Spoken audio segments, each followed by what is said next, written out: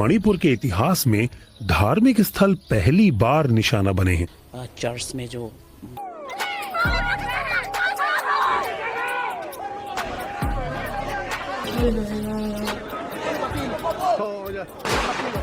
Shoot at sight orders have been issued for extreme cases. Now the army, Assam Rifles and Rapid Action Force have been deployed on the ground. Now the internet services will remain suspended for the next few days. आजादी के बाद से ईसाई धर्म मानने वाले cookie समुदाय को अनुसूचित जनजाति का दर्जा मिला, जबकि मैतेई हिंदू अनुसूचित जाति बने। नमस्कार दोस्तों, कहते हैं कुछ मसलों पर अगर डिसीजन ना निकले तो यही सबके लिए सबसे ज़्यादा बेहतर होता है।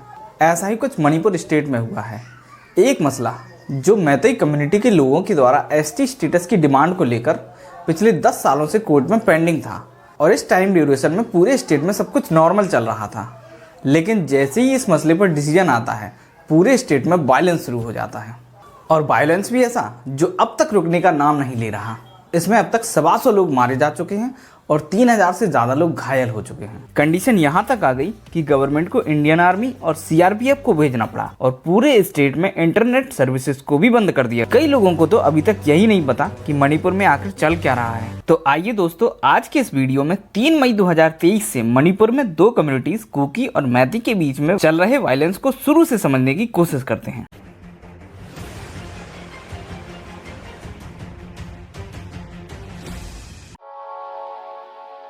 ये है मणिपुर का जियोग्राफिकल मैप और इस स्टेट की टोटल पॉपुलेशन 30 लाख है और ये 30 लाख लोग 2 कम्युनिटीज मैती और कुकी में डिवाइडेड हैं, जिसमें कुकी कम्युनिटी टोटल पॉपुलेशन का 35% शेयर रखती है और मैती कम्युनिटी लगभग 55% शेयर रखती है। अब अगर मणिपुर के एरिया को देखें तो ये भी 2 टाइप का है, एक तो हिल साइड एरिया और दूसरा वैली प्लेन्स एरिया। मणिपुर के टोटल एरिया के 90% हिस्से में हिल्स हैं और इसी एरिया में कुकी कम्युनिटीज के लोग रहते हैं, जो कि टोटल पॉपुलेशन के 35% लोग हैं, और बाकी के 10% वैली प्लेन्स एरिया में मैती कम्युनिटी के 55% लोग रहते हैं। हिल्स में कुकी कम्युनिटी के लोगों के साथ नागा कम्युनिटी के भी कुछ लोग रहते हैं और वैलीज में मैती कम्युनिटी के लोगों के साथ कुछ मुस्लिम्स भी रहते हैं। कुकी और नागा कम्युनिटीज के लोगों को शेड्यूल्ड ट्राइब्स स्टेटस पहले से मिला हुआ है, जबकि मैती कम्युनिटी के लोग इसकी डिमांड कर रहे हैं। अब अगर मणिपुर की पॉलिटिक्स पर एक नजर डालें तो विधानसभा की 60 सीटों में से 40 मैती कम्युनिटी के लोगों के पास हैं और बाकी की 20 सीट्स ट्राइबल्स के लिए रिजर्व्ड हैं। और करंट में मणिपुर के सीएम भी मैती कम्युनिटी के लोगों में से ही हैं। तो कहने का मतलब ये हुआ कि मणिपुर की पूरी पॉलिटिक्स को मैती कम्युनिटी के लोग ही कंट्रोल कर रहे हैं और करंट में पूरे स्टेट के अंदर जो बवाल मचा हुआ है वो इन्हीं 2 कम्युनिटीज के लोगों के बीच में है। एक्चुअली ये सारा मैटर शेड्यूल्ड ट्राइब्स के स्टेटस को लेकर है, जो कि कुकी कम्युनिटीज के लोगों को पहले से मिला हुआ है और मैती कम्युनिटी के लोग साल 2013 यानी कि पिछले 10 सालों से अपने लिए इसकी डिमांड कर रहे हैं। इस एसटी स्टेटस की वजह से कुकी और नागा कम्युनिटी के लोग एजुकेशन, जॉब्स, मेडिकल और इम्फाल वैली में घर खरीदना, इन सारी फील्ड्स में काफी बेनिफिट्स मिलते आए हैं। लेकिन मैतेई कम्युनिटी के लोगों को ये अधिकार नहीं है। मैतेई कम्युनिटी के लोगों ने ट्राइबल्स पर एक आरोप लगाया है कि इनकी पॉपुलेशन बड़ी ही तेजी से ग्रोथ कर रही है, लेकिन ये ग्रोथ नेचुरल नहीं है, बल्कि म्यांमार से बड़ी संख्या में इलीगल इमिग्रेंट्स आकर कुकी और नागा लोगों के साथ रहने लग रहे हैं और अपना एसटी स्टेटस होने की वजह से ये लोग पूरे मणिपुर में धीरे धीरे सेटल होते जा रहे हैं। और अगर ऐसा ही रहा तो मणिपुर के मैतेई कम्युनिटी के लोग अपने ही स्टेट में एक माइनॉरिटी बनकर रह जाएंगे और इसी वजह से मैती लोग अपने लिए एसटी स्टेटस की डिमांड कर रहे हैं।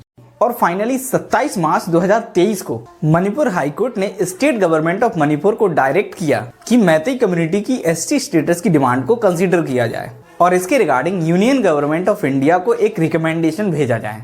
अब मणिपुर हाईकोर्ट के इस आदेश के बाद नागा और कुकी लोगों में एक डर बैठ गया कि अगर मैतेई कम्युनिटी के लोगों को एसटी स्टेटस मिल गया तो वो हिल्स एरिया में उनकी सारी जमीन उनसे धीरे धीरे खरीद लेंगे। अगर कुकी और नागा कम्युनिटी के लोगों को देखें तो ये लोग हिल्स एरिया में इलीगल तरीके से अफीम की खेती करते हैं और म्यांमार से आने वाले इलीगल इमिग्रेंट्स इनके साथ आकर यहाँ सेटल हो जाते हैं और वो भी यही करते हैं, जो आने वाले टाइम में पूरे मणिपुर स्टेट और पूरे इंडिया के लिए एक बहुत बड़ा खतरा हो सकता है।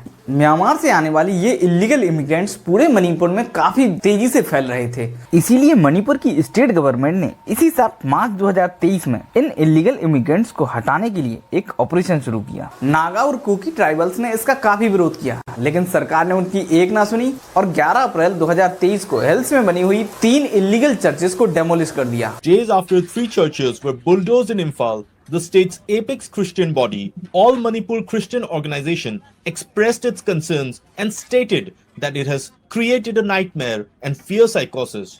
और इसके बाद ट्राइबल्स ने गवर्नमेंट के इस डिसीजन से नाराज होकर 20 अप्रैल 2023 को उस जिम में आग लगा दी, जिसका इनॉग्रेशन 28 अप्रैल को मणिपुर के सीएम करने वाले थे।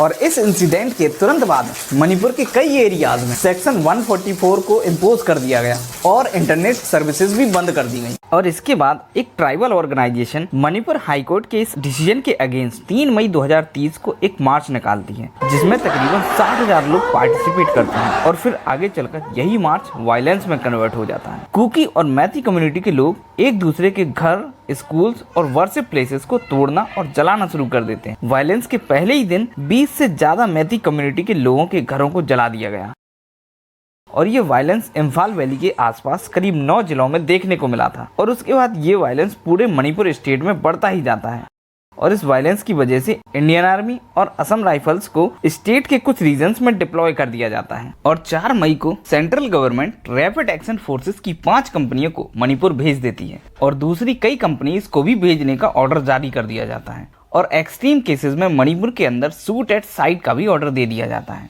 6 मई तक इंडियन आर्मी करीब 23,000 लोगों को सेफ लोकेशन पर शिफ्ट कर देती है, लेकिन इसके बाद भी 14 मई तक 73 लोग मारे जा चुके थे, 250 से ज्यादा लोग इंजर्ड थे, 45,000 लोगों को इवैक्यूएटेड कर दिया गया था और 26,000 लोगों को रिलीफ कैंप्स में शिफ्ट कर दिया गया था। 17 मई को मणिपुर में इंटरनेट सस्पेंशन को एक्सटेंड किया गया और सेम डे इम्फाल वैली के एक गाँव से एक्सप्लोजिव्स मिलते हैं। इंडिया टुडे की एक रिपोर्ट के अकॉर्डिंग कुकी ट्राइबल्स के एक मिलिटेंट्स ग्रुप के हाथों में AK-47 और असॉल्ट राइफल जैसे खतरनाक वेपन्स देखे गए। 28 मई को मणिपुर के सीएम ने खुद एक प्रेस कॉन्फ्रेंस में ये बताया कि मिलिटेंट्स AK-47 और M41 जैसी खतरनाक राइफल्स के साथ साथ स्नाइपर से भी सिविलियंस पर फायर कर रहे हैं। सिक्योरिटी फोर्सेस की मदद से अभी तक करीब 40 मिलिटेंट्स मारे जा चुके हैं, लेकिन उसके बाद भी वायलेंस बढ़ता ही गया और 1 जुलाई 2023 को यूनियन होम मिनिस्ट्री ने एडिशनल सेंट्रल फोर्सेस को मणिपुर भेजने का ऑर्डर दे दिया ताकि वायलेंस को जल्द से जल्द कंट्रोल किया जा सके। देखिए, ये जो सारा मैटर है वो मैती कम्युनिटी की ST स्टेटस की डिमांड को लेकर है, जिस पर मणिपुर हाई कोर्ट ने अभी तक केवल सेंट्रल को रिकमेंडेशन भेजने की बात कही है और केवल इसी से नागा और कुकी लोगों को ये लगता है कि इससे उनकी पूरी कम्युनिटी को एक बहुत बड़ा खतरा है और इसीलिए पूरे स्टेट में इस तरह का वायलेंस फैला हुआ है। लेकिन क्या उनका ये तरीका सही है? एंड मोस्ट इम्पोर्टेंट, उनके हाथों में AK-47 और असॉल्ट राइफल जैसे खतरनाक वेपन्स थे, ये कहां से आए? कई लोगों का कहना है कि पड़ोसी देश म्यांमार से इनको इंपोर्ट किया गया है। तो इस पूरे मैटर पर आपका क्या कहना है दोस्तों? और अगर ये वीडियो आपको नॉलेजफुल लगा है तो प्लीज इस वीडियो को लाइक और मेरे चैनल को सब्सक्राइब जरूर कीजिएगा, क्योंकि ऐसे वीडियोस बनाने में बहुत मेहनत लगती है। तो आपसे बस इतना ही सपोर्ट चाहता हूँ। धन्यवाद दोस्तों।